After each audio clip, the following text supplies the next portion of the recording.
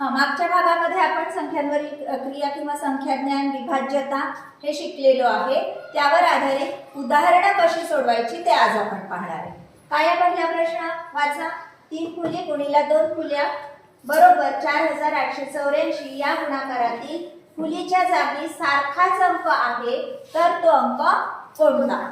उदाहरण सोडवताना आधी प्रश्न काळजीपूर्वक लक्षपूर्वक वाचायचा, समजून घ्यायचा.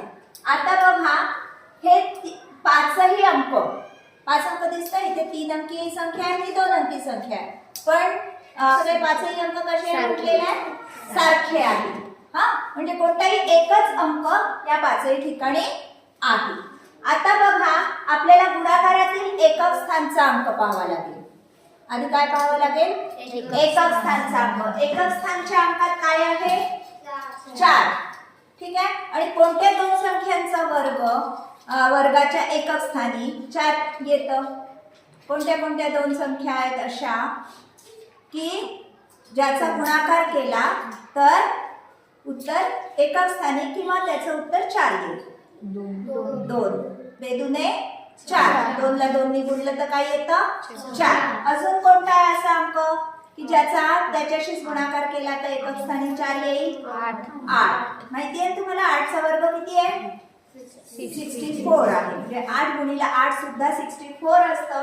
मग आपण आधी काय करायचे? हे 2 ऑप्शन्स आपले वगळून टाकायचे आधीच. ठीक आहे. आता बघू आपण 2 किंवा 8. मग आता ह्याच्या जागी कोणत्या अंक येणार असेल? एकतर 2 असेल नाहीतर 8 असेल. पण आता तुम्ही अंदाज लावा की जर 888, आता तुम्ही परत प्रत्येक वेळेस गुणाकार एवढा मोठा करून बघाल का?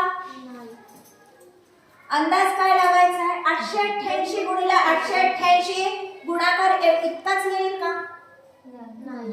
4884 गुणाकार 888 ला जर तुम्ही 88 ने गुणलं तर हा गुणाकार येणार नाही. एक तर तुम्ही गुणाकार करून बघू शकता. 222 गुणिले 22. एक तर तुम्ही गुणाकार करून बघू शकता किंवा अंदाज लावून आपण सांगू शकतो की 888 गुणिले 888 इतका कमी गुणाकार येणार नाही. समजला? मग आपलं उत्तर काय असेल? 2 असेल. हे सुद्धा नाही. ठीक.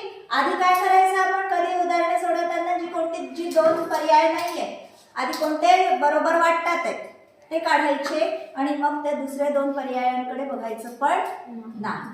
ठीक आहे. आलं लक्षात? उदाहरण वाचा.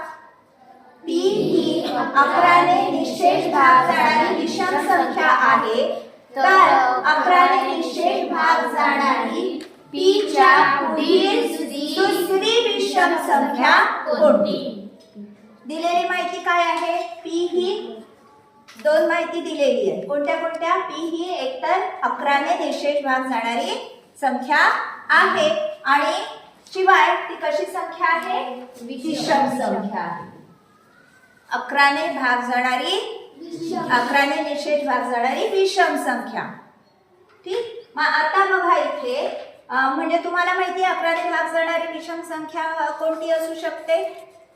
एक तर 33 असू शकते, 11च असू शकते. 11, 33, 55 बरोबर. 44 सुद्धा 11 ने निशेष भाग जाणारी आहे पण ती विषम संख्या नाही. ठीक आहे.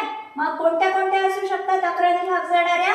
11, 33, 55, 77, 99 या संख्या असू शकतात. विचारलं काय आपल्याला? त्याच्या पुढची परत 11 नेच भाग जाणारी पण कशी संख्या? विषम संख्या. पण पुढील कोणती? दुसरी. बघा, प्रश्न काळजीपूर्वक लक्षपूर्वक वाचायचा. नाही तर पटकन कोणती तरी लिहून टाकाल असं करता येईल का? नाही. आता परत तुम्हाला हे मागच्या वेळेस सांगितलेलं आहे की 2 विषम संख्यांची बेरीज ही किती येत असते? सम येत असते. मग आता इथे बघा, ही जर विषम आहे तर समसंख्या त्याच्यामध्ये जर आपण मिळवली तर ही सुद्धा आपल्याला विषमच मिळेल. ठीक आहे. ही सुद्धा विषमच असेल. ही विषम असेल का? बघा, विषम प्लस विषम आपल्याला समसंख्या मिळते, म्हणजे हा पर्याय आधीच आपल्या डोक्यातून काढून टाकायचा. ठीक आहे. आता आहे ही, पण लगेच येणारी विचारलेला आहे, पुढील दुसरीच संख्या विचारलेली आहे. हा, पी ही 11ने निशेष भाग जाणारी, त्याच्या लगेचची पुढची संख्या काय करावं लागेल आपल्याला? लगेचची पुढची संख्या म्हटलं तर ही येईल, लगेचची पुढची, हो ना, पी अधिक 22. पण आपल्याला किती विचारलाय? दुसरी विचारलाय, म्हणजे कोणती, काय असेल आपलं उत्तर? पी अधिक 44.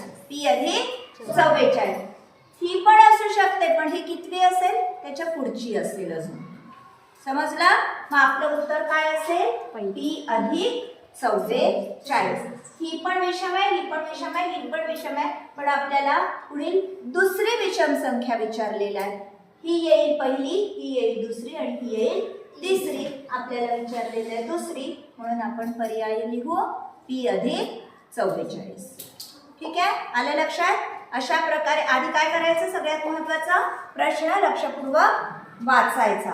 प्रश्नामध्ये काय काय दिलेलं आहे ते लक्षात घ्यायचं.